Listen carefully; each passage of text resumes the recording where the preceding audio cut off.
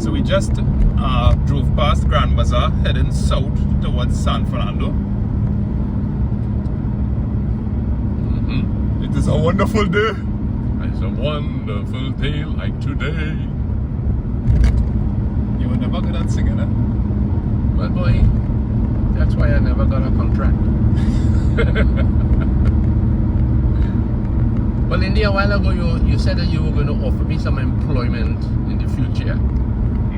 And I believe it to be a rare privilege to be a retired daddy who is going to be re-employed by his son. And I expect that, the wages will be satisfactory. Satisfactory. Yes. Well, here I have in mind, right? The idea is that I'm building this cabinet that will serve Kimberly and my room. Right. So it's 3 units that sit next to one another. There are some tasks that are kind of lagging behind on, like sanding and drilling some holes. So I'm hoping that I could employ you. It doesn't involve the use. I know you don't care for tools like circular saws and miter saws. So it's some very mundane task, repetitive task. It involves some sanding. And I believe I could pay you about $30 an hour. $30. But that's plenty money, $25 something a little bit more reasonable, and depending on your performance, you mean to say you start dropping the pay already? It might be $20 an hour. It depends. It depends, right? If a coffee is provided, it will be $15 an hour. Boy, I think I better remain over my always. Yeah. So when you talk about sanding, you mean sandpaper? Yes, the draw fronts that. No, I have a tool. A sander? A palm sander. A palm sander? Yes, so that you'll just be able to give it a quick sand. And alright. what we will be doing is assembling some drawer boxes. Yeah. Because I have to build 6 drawers. But I need to get it sanded. But you see, if I have somebody that's sanding and kind of doing some pre-drilling for me, and I think about maybe $12 an hour, it will help me. Just now I'll be working for nothing. It will help me get a head start. Right. To at least, start assembling the drawers while that is taking place. So what I mean to say, what were you starting to do? I do enjoy an early start. 6 o'clock? 6 o'clock, yeah. If you come for 8 o'clock, we could work at $10 an hour. I thought you tell me you give me a breakfast. Oh, breakfast included? Yeah. Your breakfast then? I didn't know you were talking about breakfast too, but this. Well, I mean, you say a bunch, man. Yeah, I don't mind that at all, man. I like to help my sons. I've enjoyed working with you today in the workshop, though man, I do nothing much. No? Yeah, so that's sawdust all over me. Yeah, boy. Right? Oh, would you need a mask? Nah, boy, I'm afraid to say it, but I had to pay the price for that too. I could provide you with one K95 mask. K95? I think that's what it's called. I know. Yeah. Yeah, big shot mask, boy. Yeah. Nah, boy, that's something expensive. K95 mask. That's a little pricey, but we can work it into the deductibles. Oh gosh. Hey, man, you remember the days of transporting on this road, boy? Look at this guy here. That's a fat boy traveling with there. Yes. We will see the passenger is a fat boy. Watch me. You're referring to the tank in the back? Yeah, of course. Looking like a red fat boy, yeah? You know something, Nini? That is a very, very tricky thing to be transporting, Those big... Based on the cylindrical shape? Yes, and sometimes, you could see a truck on the side of the road, and the fellow might have been going with about 5 or 6 and all off. You know how hard it is to get that back on the truck? Oh yeah, tough. Trucking is a tough job, Life on the whole, eh? Yeah. Whatever the occupation. Whatever is almost like, in the... I mean, if I can just make a biblical reference. When you think about certain things that happen in the, you know, we read about the garden and the soil being hard to till. And yeah, you have to, by the sweat of your brow, you're getting results. Well, I used to take that literal, like only in the garden sense. But I feel that apply to everything is a garden, yes? Yeah, everything is a garden. Everything worthwhile. Yeah. Everything that you could produce fruit from. That's right. I'm working on working on this project here with these cabinets. A couple of things, I think about the need to achieve things for your family and how costly it is. Even if you were doing it for yourself, it's costly. Even doing it for yourself, the price of materials, the price of hardware, and I realized that really and truly I couldn't afford to pay anyone to build a wardrobe for us. Yeah, you did a really great job on it. But you can afford to pay me tomorrow, right? Yes. Right, very good. Yeah. My wages are not very high, right? But I wouldn't do like somebody once, you know. Was it? A guy said, okay, this fella is paying me $500, so you're getting $500 worth in this job. I'm not going to be squeamish. When you say $500 worth? Okay, the guy couldn't pay more than $500, so the fella put out only $500 effort. Alright. Okay? That's not being very honest, eh? So we could settle on $6 an hour? Well... Yeah, let's say if it's US, boy. If it's US dollars they're talking about.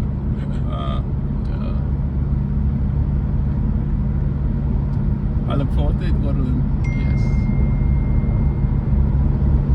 But woodworking is a real valuable skill, I think. Because I realize when you look at different aspects of life, there's so much else. Like if you're doing, for instance, concrete work, the form work that goes into it. Yes. Like if you want to make a platform for a tank, you know, whether you're knocking up the wood or whatever, it involves that. Of course, precision, you know, otherwise you'll get it, you know. Something that could be squared might be end up oblong. Hey, I want to pick up my partner if it's okay with you, Ashan Mohammed. Sure, Ashan is a crack shot woodworker in my opinion, or joiner. He might prefer the word joiner.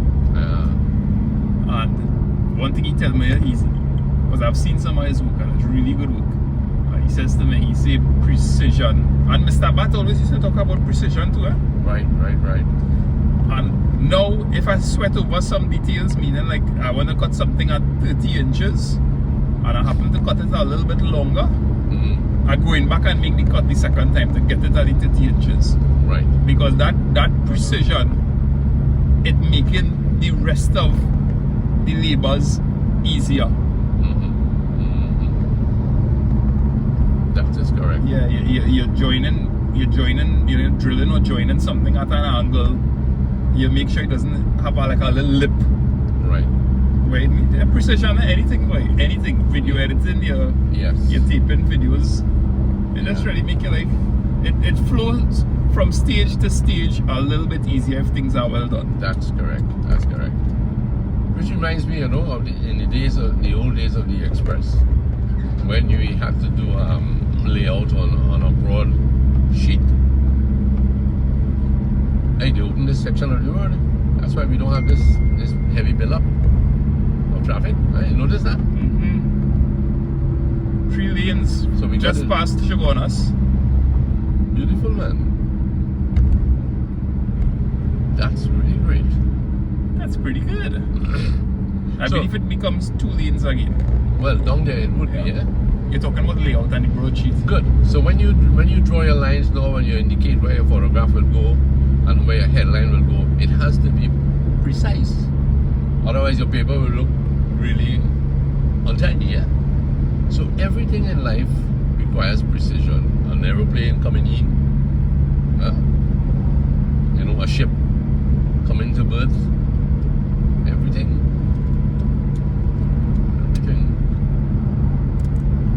And this makes a big difference here. It does. It makes a really great difference. Because they have 2 lanes on the northbound side there right now. And it's a lot more congested than here is. Like the Prime Minister car passing me there, like. Perhaps. It might be his convoy. Heh. Oh boy. Convoy is always impressive to see it. Yes.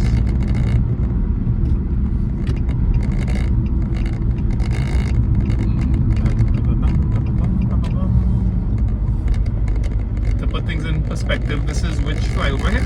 We are approaching Chase Village. Chase Village, and we have Seram Brothers on the left hand side. Right. You know, as a child driving past there, I'd always look forward to seeing these is it pine trees that line the fence here? Yes, yes.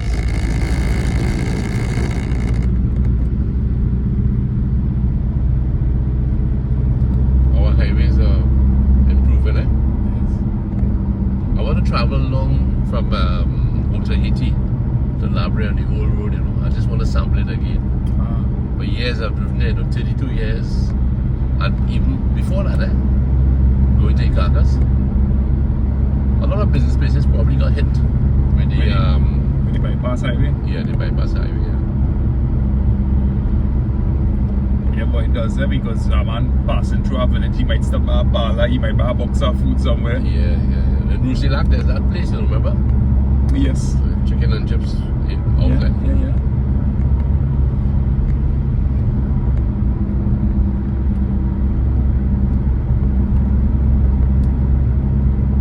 Yeah, man.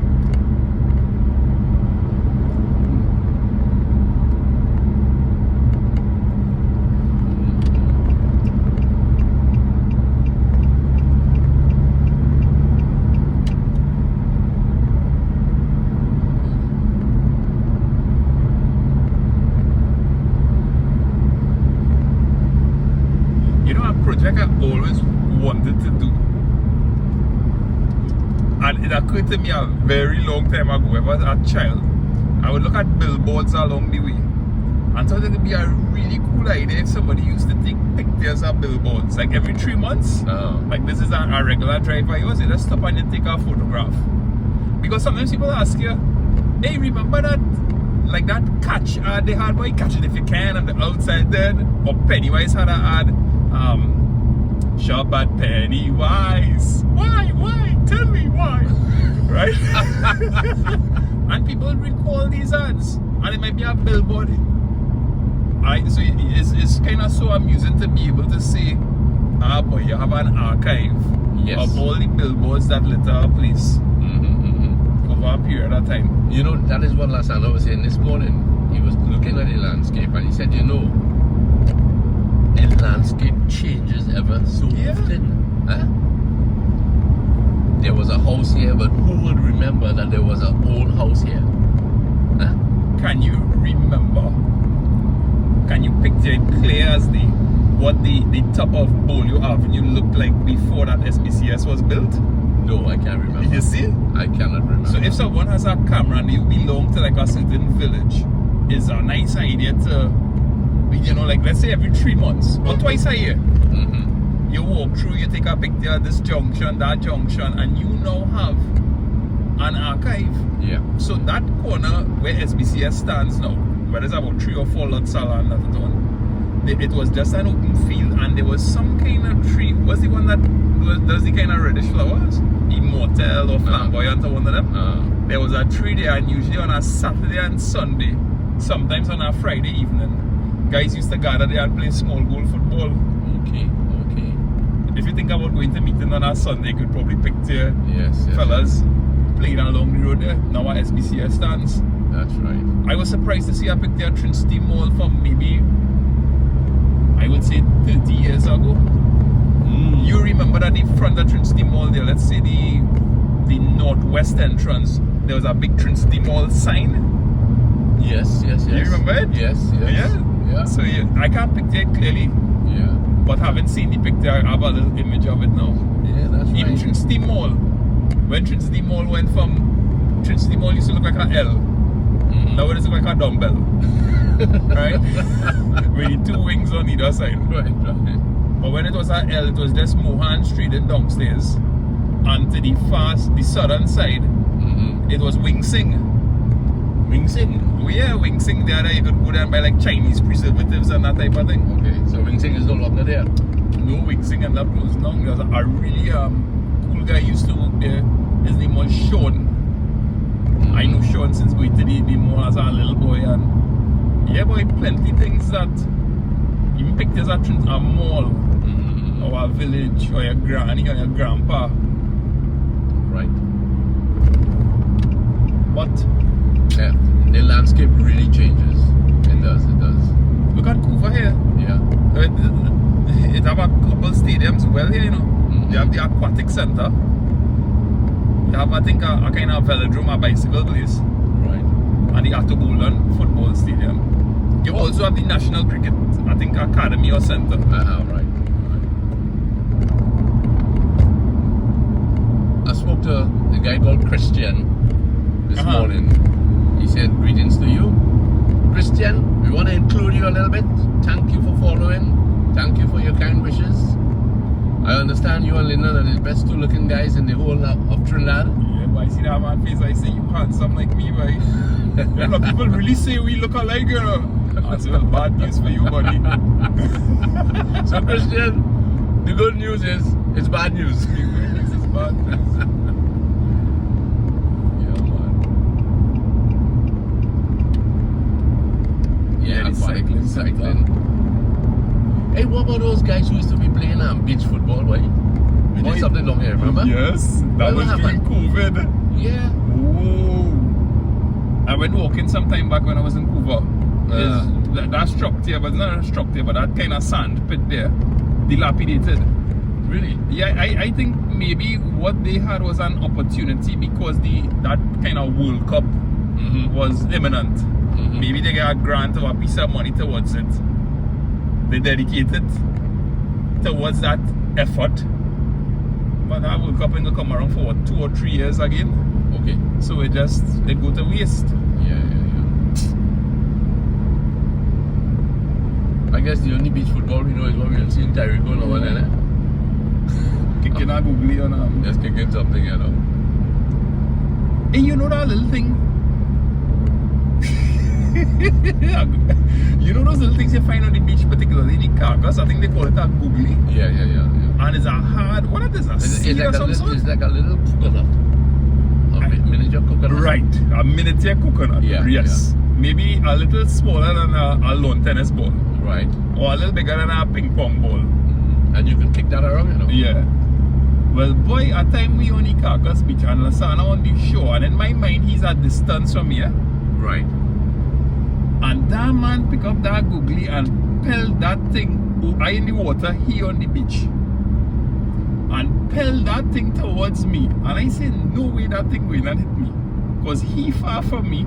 That thing small, but I didn't factor how big my head is. And that thing comes skipping across the water and hit me smack dab in the middle of my head, boy. Oh my goodness. He could have killed me, you know. Good thing he didn't want to. Well, he aimed good. Okay. My brothers were playing Indians and Cowboys. Right? And Lennox had a stone. He had a stone. I don't know if he was the Indian, the native Indian, the Apache or whatever. Oh, a cowboy without bullets. A cowboy without bullets. And he said he swung this thing like how David would have had a sling. And he let it go as one of another brother showed his head. And it stuck him straight in the forehead. Yeah, it almost knocked him out, you know. Like dead for crap, boy. Yeah, boy. So, I mean, Santa threw something. Yeah, Could you imagine? but yeah, real stupid games we play, man. When at the end of our street there in Bolio, I remember them fellas gathering by the big train, and you pick teams, and then we pelting stones at one another. You're lucky you got your both eyes still. Yeah. And we hear what, like, you know, like you have those windows that have a screen on it for like a mosquito netting. Yeah. Boy, man had that up as shield and thing. Yeah, But I didn't block my head, Jack. Like I had next stone in my head. You have a head for stones? I have my head for stones.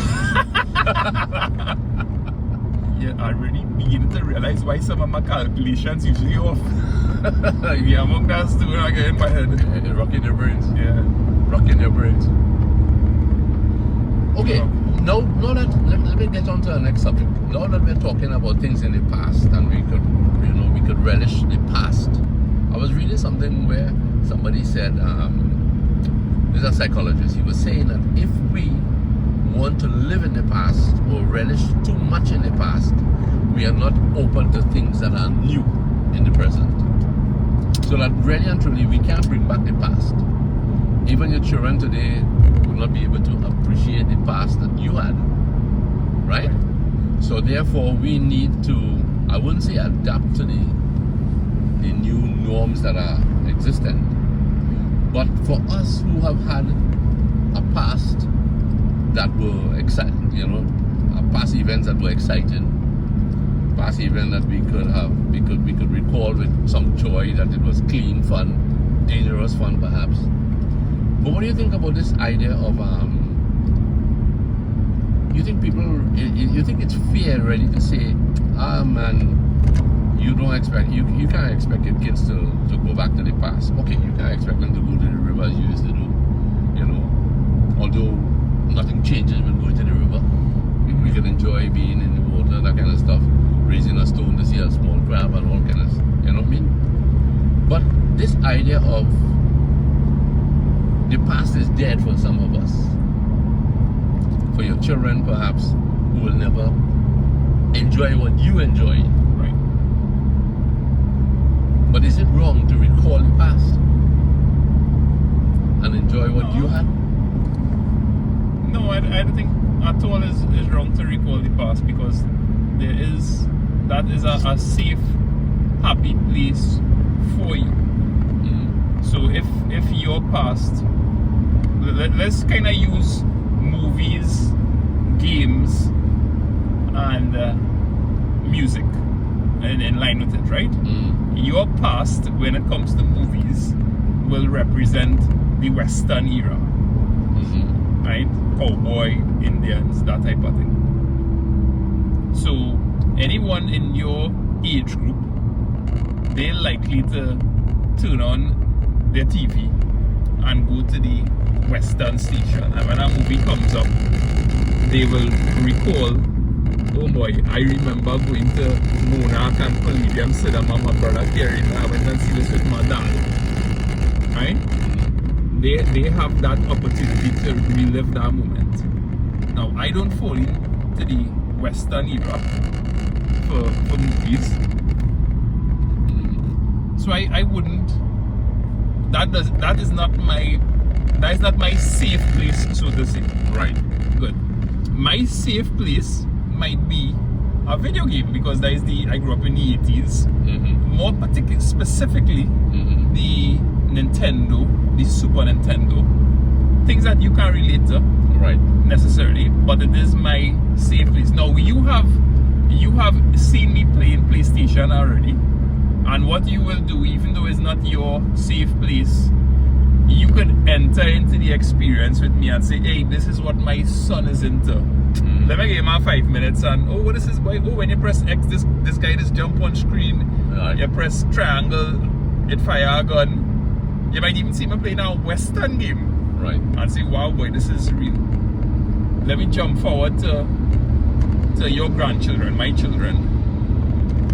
They're not interested in the type of games that I grew up in. They're into something called Roblox and PKXD. So that will be, when they recall it in the future, that will be their past. That will be their safe place. I think I have a responsibility as a parent to enter into their experience. So what I have since done is I have downloaded the games they play. I might do it frequently, but I'll open it up and I could enjoy a game with them, so I relate to them on their level. Right. But the past for me is I will go back to the Nintendo game now and then. Right. You know, just be like, hey boy, this was so amazing. I get to see the frontier of video games back then. What about your reading material? What you used to read long ago as against what you read now? Okay. So before I answer the question on the reading material, you also brought in the point of taking them to things like river, and you brought up that point. Right. I do believe regardless of how technology evolves and what children do and what's the in thing, that you still have a responsibility as a parent to do, I like to call them free things. Right? Free things that involve nature. The river, the beach, going on a short walk occasionally, a hike. Because what you will be doing is you're kind of giving them, when they're in the moment, they might sit here, I don't like to go to the beach, I don't want to go to the beach. But when they go, partner, they just have a real good time. Right. I just feel that way. I could think about you all going to the beach a long time, and I don't really want to go there no that. I prefer stay over and play games. But when I go with Talia, you have a good time, and it develops a certain aspect of your children, whether it's the cognitive, whatever, the mental, they associate maybe a level of peace and joy with the beach.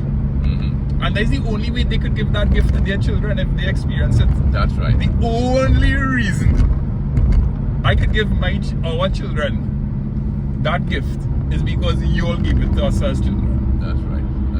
I appreciate that, Linda. Yeah, that's the only reason. I really appreciate that. Yeah. It's the past hasn't seemed wasted. Yeah. You know. Your question on reading material. Tell me exactly what you mean. Okay, for instance, I know in the old days you like comics. You like the Mad magazine comics, you know. And do you find yourself forgetting that aspect of things? And what would your interest be now in reading? You've evolved into a different level of material, literature. Okay, so currently my reading and even like the videos I consume is along the lines of woodwork, because that's why I enter. Right. A couple months or years ago, I would have been looking at videos and reading material that's centered around video editing, and that's kind of creating the best possible product. Yeah. So if I don't really read fiction as much as I used to, I will tend to read things along the lines of like history. You're kind of understanding the world from that point of view. But whatever I'm currently doing, I'm looking for material on that. And right now, is woodwork. I do enjoy fiction as much as I used to. But I guess if I get my hands on a good Louis L'Amour book, I'll just sit up and read it, man. But were you always fond of the Western era? Or you liked Louis L'Amour's particular presentation? Yeah, again, it go back to the past there. Those were the books that you had around the house. You were reading them, and when I find literature, that is why I read them. When I find books is more Louis L'Amour, Lasana was into Archie comic books. But so sometimes I will revisit the past through video games and through books, but I realize I don't spend long on it. Not because it makes me sad or weep for the past. But it just be like, alright, yeah boy, this video game was real cool, but I can't sit down and do it for hours like I used to, you know? Like I used to, right. That's good. Yeah.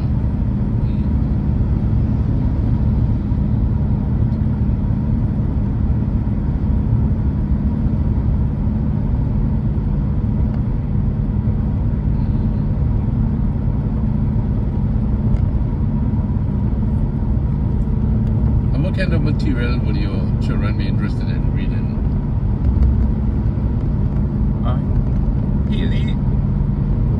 The Diary of a Wimpy Kid. It's a book. It's like a comic book. A real merger between a novel and a comic book.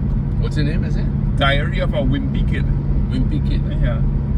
It's like about an 11-year-old boy, and he lives with his mom, dad, 2 brothers. He's a little bit selfish from our Ghana, but he has some interesting experiences because of his nature. Right. Yeah. Wimpy was a character in Popeye, you know? Yes, the one who like hamburgers. Wimpy likes hamburgers, you see? Yeah. So I don't know how they merged the character, if they did. So we're approaching the Golconda turn off here. building up ahead on the right hand side. It feels like that building just appear out of nowhere. Yeah. It's huge, you know. If you approach it from behind. I wonder what it is. What is it? A shopping complex or something? I don't know. It looks like apartments. I'm not sure.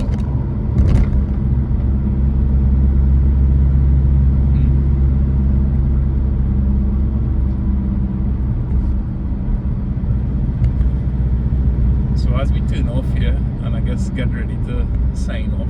Yes. I do look forward to you coming tomorrow, God willing, so that we can work on that project. And I'm really happy to hear that you're satisfied with $5 an hour. Started at $30 an hour? Yeah, and work starts at 5. If you come a little earlier, it'll be $4 an hour. $4 an hour. So thank you, my dear friend. I look forward to not working with you tomorrow.